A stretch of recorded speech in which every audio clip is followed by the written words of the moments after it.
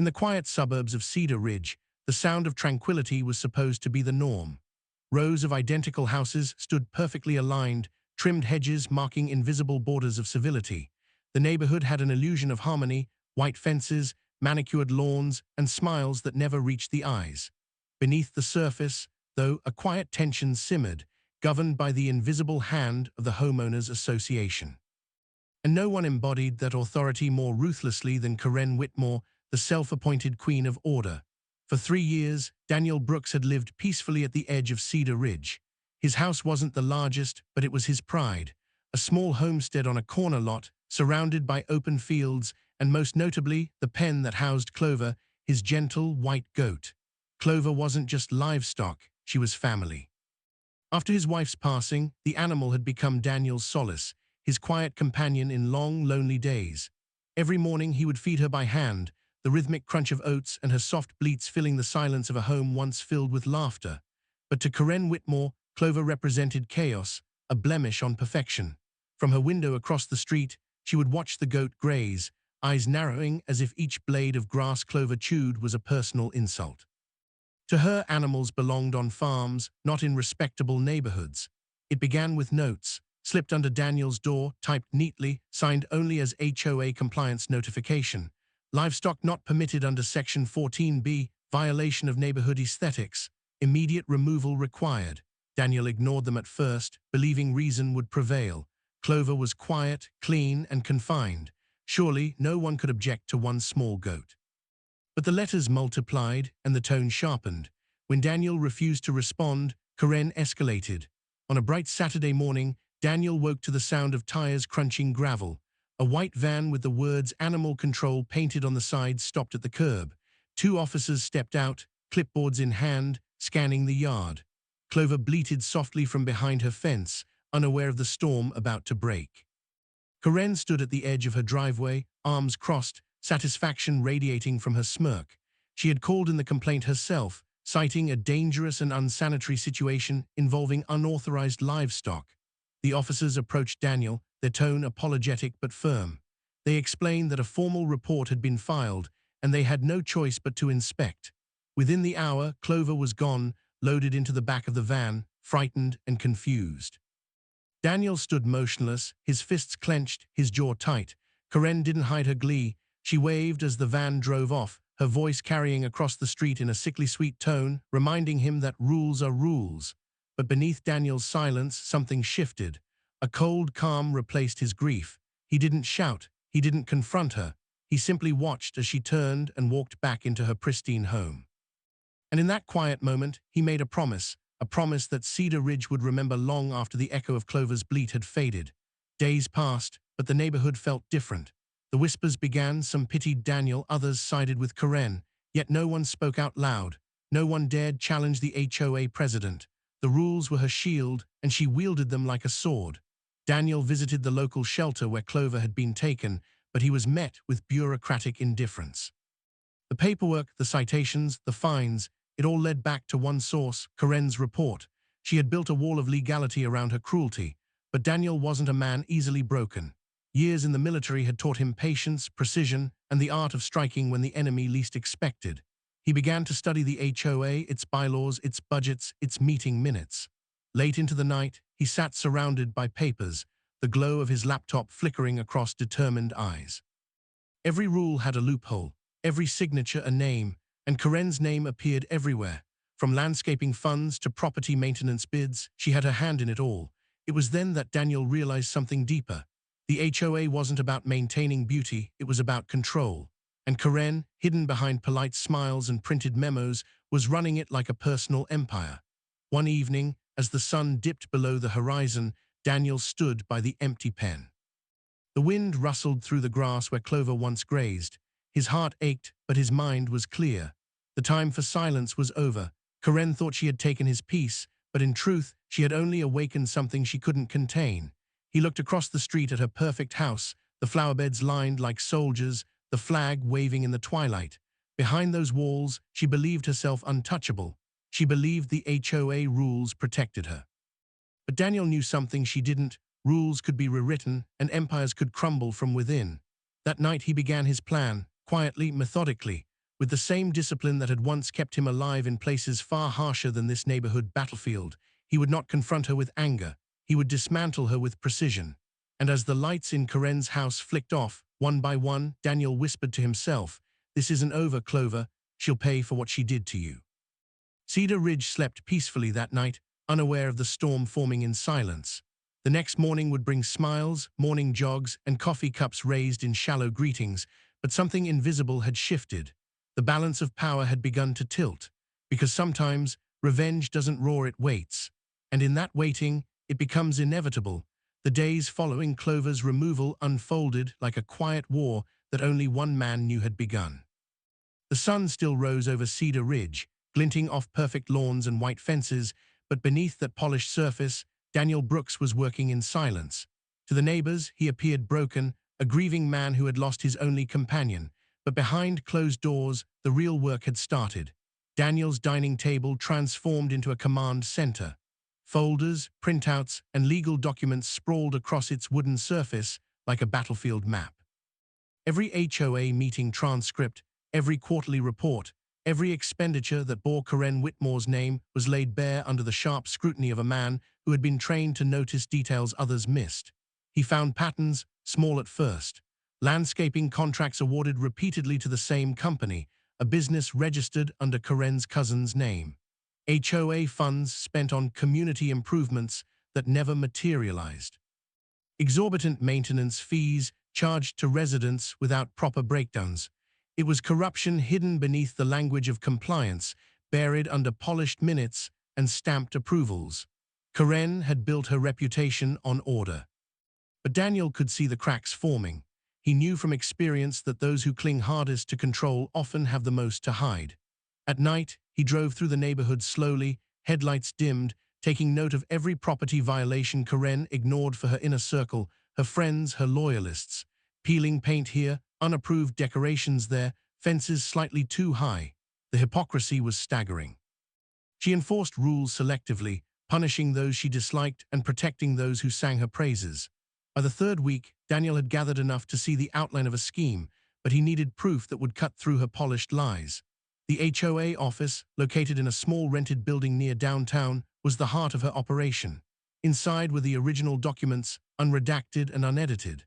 One night, under a veil of misty rain, Daniel parked across from the building and watched from his truck. Security was minimal. Karen had never imagined anyone would challenge her. Through the window, he could see filing cabinets, neatly labeled binders, and a single desktop computer that likely held the financial records. He didn't break in, not yet. He didn't need to. He'd already learned that HOA records were, by law, available to residents upon request. The next morning, dressed in a calm smile and holding a cup of coffee, Daniel walked into the office as though nothing was wrong. Receptionist, a nervous young woman, greeted him hesitantly. He explained that he wanted to review a few documents related to his recent violation. His tone was friendly, his demeanor composed. She handed him the standard files, but Daniel's eye caught the label on one of the nearby shelves. Annual expense reports, restricted access. He didn't ask for them, not yet. Instead, he took photos of everything available to him, every page, every signature, every financial entry. The camera shutter was silent, precise.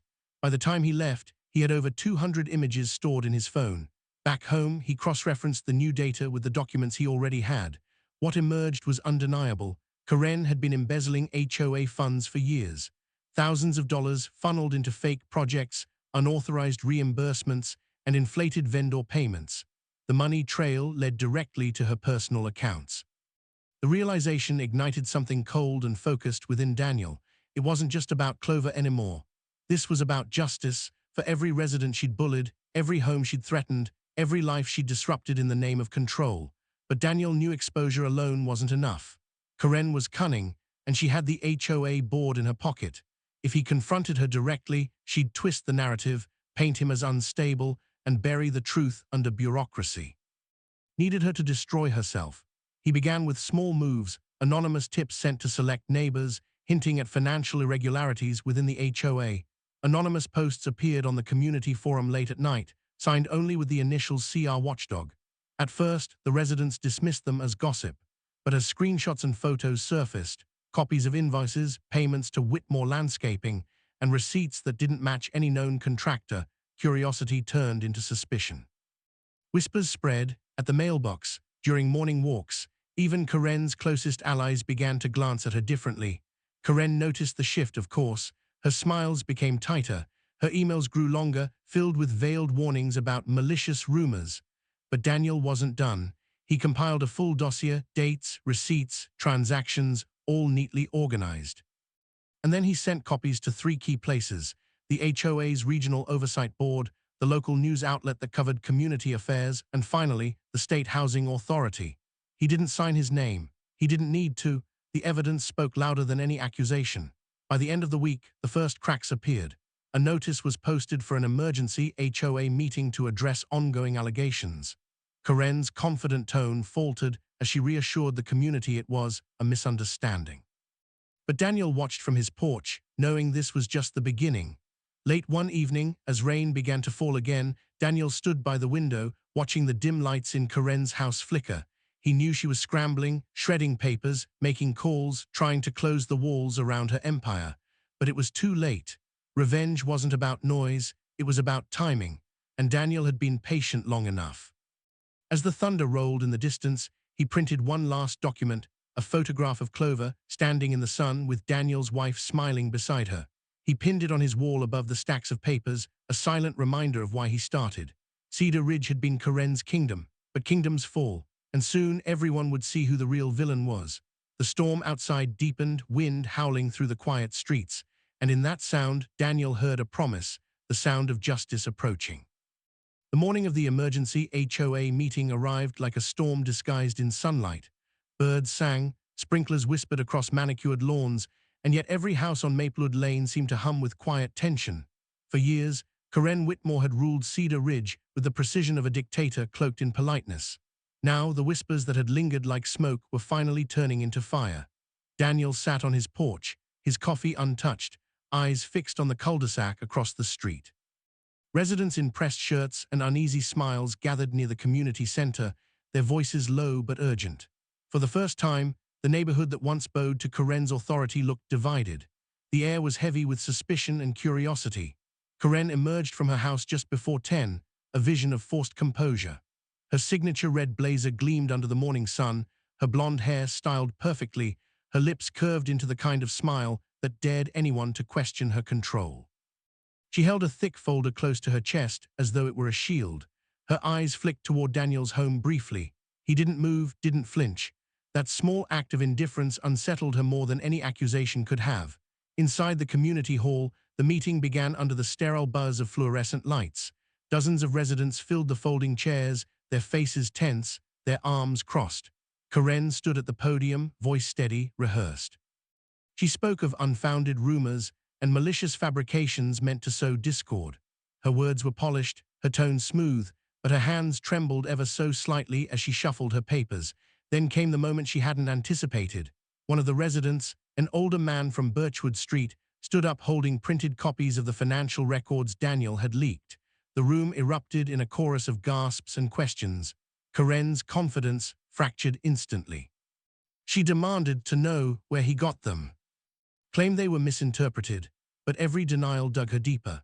The residents pressed harder, asking why landscaping funds had been paid to her cousin's company, why security fees were withdrawn in cash, why community maintenance projects never materialized. Someone had even brought up the local news article that had gone live that very morning, headlined Cedar Ridge HOA President Accused of Financial Misconduct. The accompanying photo of Karen at last year's summer event now looked like a portrait of hypocrisy. Daniel watched from his truck parked near the back lot. He didn't need to be inside to know how it was unfolding. He could feel it. The empire was crumbling, and all he had to do was let gravity do the rest. As the meeting spiraled, Karen tried to maintain control. She banged the gavel, demanded order, accused the residents of being manipulated. But the murmurs no longer obeyed her. Her authority was no longer feared, it was doubted. By noon, the meeting had dissolved into chaos. The board members she'd once handpicked were now distancing themselves. One by one, they voiced concerns, requested audits, and called for her suspension. Karen left the podium pale-faced, her carefully constructed mask cracking. When she returned home, Daniel saw her packing in her driveway, phone pressed to her ear. Her gestures were frantic, her composure gone. The image of control was dissolving like paint in the rain, but Daniel wasn't finished. What came next wasn't just about exposing her lies, it was about making her feel the weight of everything she had done. Over the next few days, the investigation deepened. The HOA board froze her access to accounts. An official audit was announced. Residents began demanding refunds, questioning every past fine, every rule that had been enforced. Karen's name was whispered with disdain now, not respect. News vans appeared briefly, cameras capturing the downfall of a suburban tyrant. The HOA queen, one reporter called her sarcastically. She tried to deny every claim, insisting it was a coordinated attack, but evidence piled too high for denial to survive. Daniel didn't appear in any interviews. He stayed silent, anonymous, watching as the woman who had once smiled smugly while his goat was taken away now hid behind closed curtains. At night, the street that had once echoed with her footsteps was silent. Her garden, once meticulously trimmed, began to wilt. The perfection she had worshipped was rotting from within. But vengeance, Daniel knew, wasn't about watching someone lose power, it was about taking back your own. And he wasn't done yet. He began preparing for the HOA's next vote, a community-wide decision that would determine whether Karen would be permanently removed and possibly prosecuted. He knew the votes would swing his way, but he wanted more than removal. He wanted reform. He wanted to dismantle the system she had corrupted so no one else would ever abuse it again. He started drafting proposals, legal documents backed by state law, ensuring that HOA power would be limited, finances transparent, and residents free from harassment. He didn't just want to win, he wanted to change Cedar Ridge forever. And yet in the quiet hours between midnight and dawn, Daniel often found himself standing by Clover's empty pen. The wind carried the faint scent of earth and hay, and for a fleeting moment, he could almost hear her gentle bleat. Revenge had brought justice, yes, but it couldn't bring back what was lost. Still, the thought of Karen, once untouchable, now desperate, brought a grim satisfaction. As the days passed, Karen grew reclusive. Her allies avoided her, her mailbox overflowed with HOA notices, ironic, considering she once sent them with pride. Daniel knew she was close to breaking. But one evening, as he was preparing another document for the upcoming HOA vote, he noticed something strange. A letter slipped under his door. No envelope, just a single page typed hastily. "You think you've won, but you have no idea what I'm capable of." There was no signature, but he didn't need one. He recognized the venom in those words. Karen wasn't finished yet. Daniel folded the letter neatly and placed it on the table. The war wasn't over, it had only changed form. Outside, the sun dipped below the horizon, bathing Cedar Ridge in gold and shadow. The neighborhood seemed peaceful again, but peace in Cedar Ridge was always a facade. Because in the ruins of a fallen queen's empire, vengeance had only just begun to breathe. For weeks, Cedar Ridge had lived in the uneasy calm of a kingdom without a queen. The HOA offices remained locked, the board suspended pending the ongoing audit. Residents spoke of Karen Whitmore in hushed tones, their gossip carrying both disbelief and grim satisfaction. For the first time in years, the streets felt lighter. The fear of receiving another citation for a slightly crooked mailbox or an unauthorized flower color had vanished. But peace, Daniel knew, was temporary. Especially when the enemy still had something to lose. Karen had disappeared from public view after the meeting. Her once spotless home had become a fortress, curtains drawn, porch lights off. Her prized garden was overrun with weeds, yet like a venomous snake hiding in tall grass, she hadn't vanished. She was watching, waiting. It started small, strange things Daniel couldn't quite explain. His trash cans knocked over in the night. A fine scratch across the side of his truck. A letter missing from his mailbox. Then one morning he found a dead bird on his porch, its neck twisted unnaturally. A chill ran through him, but he didn't flinch. He had lived through worse than this. Still, he recognized the message. It was Karen's way of saying she wasn't done. Later that week, a letter arrived from the county office. It was a citation for unsanitary property conditions, complete with photos of his backyard showing supposed animal waste accumulation. The irony was almost laughable. Clover had been gone for months. Daniel knew instantly who had filed it. Karen was trying to weaponize the same system she once ruled, but Daniel wasn't the same man she had targeted before. He was no longer reacting, he was calculating. He began to document everything. Security cameras went up overnight, hidden under the eaves of his house, disguised within bird feeders, even placed near the driveway. each one streamed silently to a secure server. He also notified the local authorities, carefully wording his report to suggest a pattern of harassment without naming her directly. It was bait. Within days, his suspicions were confirmed. One night at precisely 2:47 a.m., the motion sensors tripped. The footage showed a figure in a dark hoodie creeping along the side of his house, holding a camera. The person lingered near the goat pen, taking photos, before retreating into the shadows. The next morning, another anonymous complaint was filed against Daniel for construction of an unpermitted enclosure. The evidence was perfect. Karen was desperate enough to expose herself. Daniel took the footage and sent copies to 3 places: the county enforcement office, the HOA board, now under investigation, and the local reporter who had broken the original story. He didn't say a word publicly. He wanted the silence to do the damage. Days later, it hit. A second article surfaced, this one with security stills attached. Disgraced HOA president caught trespassing on residents' property. The story spread faster than wildfire. Neighbors who once feared her now turned their backs completely. Karen's remaining defenders evaporated. Some even came to Daniel, apologizing for how they'd once looked away when she'd tormented him. He nodded politely, but forgiveness wasn't something he offered easily. That afternoon, Daniel stood in his yard, repairing Clover's pen. It wasn't just symbolic, it was preparation. The county had cleared him to reclaim his goat, since no ordinance technically forbade livestock within his property line. He'd found a small rescue farm willing to rehome a new goat for him. A quiet, soft-eyed creature he'd soon bring home. But as the hammer fell rhythmically against the wood, Daniel couldn't shake the feeling of being watched. Turned slightly, just enough to catch movement from across the street. Karen was standing in her window, face pale, eyes burning with fury. She looked nothing like the woman who once strutted through HOA meetings with authority. Her hair was disheveled, her posture defensive, but her gaze was sharp, hateful, and unbroken. Daniel didn't look away. He let her see his calm, his lack of fear. It was the ultimate power shift. Her intimidation had lost its teeth. That night, though, things escalated. Around midnight, Daniel woke to the faint crackle of fire. He rushed outside to find smoke rising from his trash bin, flames licking upward. It wasn't large enough to spread, but it was deliberate. He put it out quickly, his hands steady even as his heart pounded. He didn't call the police this time. He didn't need to. He already had enough evidence. All he needed was for her to cross one final line. And she did. 2 nights later at 3:12 a.m., motion sensors triggered again. This time the footage captured Karen herself. No disguise, no hesitation. She was in her robe, barefoot, sneaking up to his porch, a bottle of some liquid in her hand. She began pouring it across his doormat, likely gasoline. Then she froze, looking up, realizing the red light on the camera was blinking directly at her. She ran. Within hours, police cars flooded the street. Karen was arrested before dawn, her once pristine reputation shattered beyond repair. The neighborhood gathered silently outside as flashing lights painted the perfect symmetry of Cedar Ridge in blue and red. Daniel watched from his porch, silent as always. When they took her away, she saw him just once. Her face contorted with something between rage and despair. But behind that fury, there was recognition. She knew she'd lost, not just to him, but to the truth.